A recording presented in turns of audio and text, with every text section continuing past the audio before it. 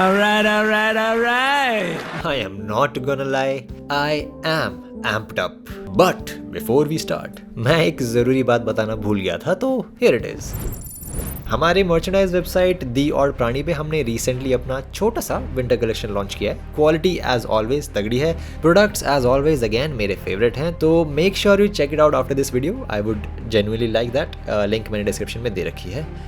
तो I am not gonna lie, trailer looks good, like काफी time बाद in a slight better way, quite good, which makes me happy, but there is always a but. The sad thing is कि there are high chances कि हमको पता है overall होने क्या वाला है, considering Bollywood की back to back majorly कुछ नया ना करने की इच्छा. But once again, this time for good, there is a catch.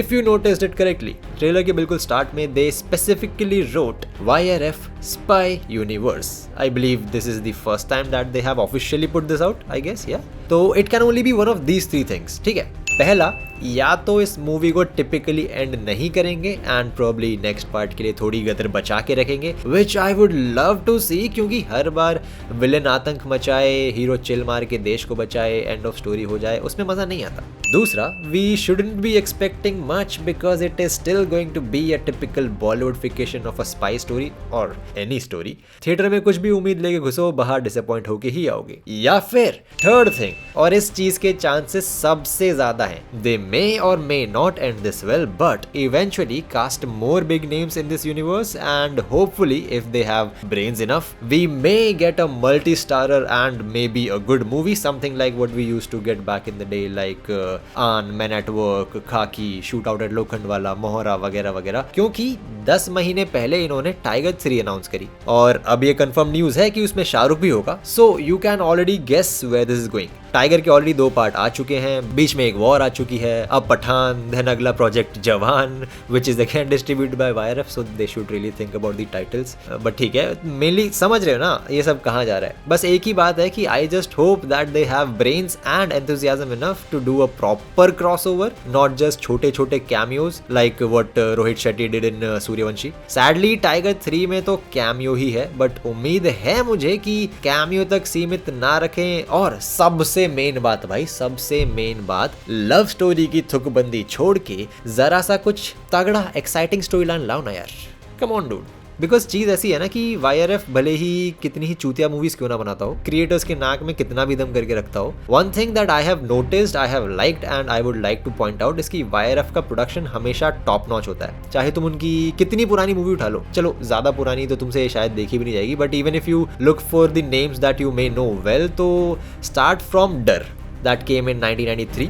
अब वहां से स्टार्ट करके तुम ये पठान तक आ जाओ, I am sure if not 100 then at least 90% of the time actors, stories, screenplay वगैरह सब छोड़ के सिर्फ प्रोडक्शन में लगा एफर्ट देखोगे तो you will understand exactly what I am talking about. मैंने पर्सनली सबसे पहले प्रॉपर्ली नोटिस किया मोहब्बतें में, बिकॉज जब मैं खुद उसकी पैरडी पे काम करने बैठा, I needed to pay attention to these things. So my analogy is की YRF की जो प्रिंसिपल फोटोग्राफी और cinematography, basically technical stuff aside, जो प्री प्रोडक्शन और a bit of post production का जो पूरा पार्ट है, basically the efforts that they put in to make stuff look good, choosing और क्रिएटिंग परफेक्ट लोकेशंस और sets to get the best shots, bring out the best vibe, mainly to make it look और feel grand. These guys are the best at it. तो coming back to Pathaan, इस perspective से देख के ये movie तगड़ी लग रही है, no doubt. I always knew John has a very good potential, बस उसका चूतिया काटा जा रहा है. बट आयरॉनिकली YRF की ये कास्टिंग मेरे हिसाब से परफेक्ट है. The only funny part is the height difference.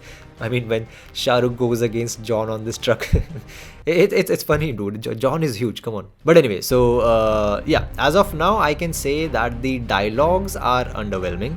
Could have been a bit better. VFX team को पूरा निचोड़ डाला है. These guys are going to go full throttle Vin Diesel from every action movie. Let's just hope overdone ना हो, नहीं तो एक पॉइंट पे आके stupid ही लगेगा. And मेरे हिसाब से once again, the best part that I found was the music. Honestly, I loved the music. मतलब म्यूजिक सुन के मुझे मजा आ रहा है. ठीक है, स्टोरी को मैं साइड में रख के सिर्फ म्यूजिक सुनूंगा, मैं शांति से चिल मार के सुन सकता हूँ. I have no problem in that. But overall I am quite interested in seeing what they have done this time. And yes, one more thing, I believe the major craze is because Shahrukh Khan इतने time बाद बड़े screen पे आ रहा है, which even I have recently realised कि हाँ, Shahrukh as a cameo अगर एक सीन में भी आ जाए तो मजा आ जाता है. एंड ये चीज हुई क्यों, मैं बताता हूँ. सिंपल एंड प्लेन आंसर है एब्सेंस. क्योंकि 2018 में जीरो के बाद से एक proper full fledged lead role में वो दोबारा नहीं आया है. And I guess the latest longest appearance was in Brahmastra. तो विद दिस 5 साल का absence, people have actually realised कि भाई उस बंदे की बात अलग है. अब लोगों को उसे देखना है, अब लोगों को वाइब चाहिए, and hence the craze. So yeah, as of now these are my thoughts. और कुछ नया आया तो बताता हूँ, बट तब तक तुम लोग अपनी अपनी टिप्पणी दो कमेंट सेक्शन में. लेट्स सी अपना डिस्कशन कहाँ तक जाएगा. Let's go.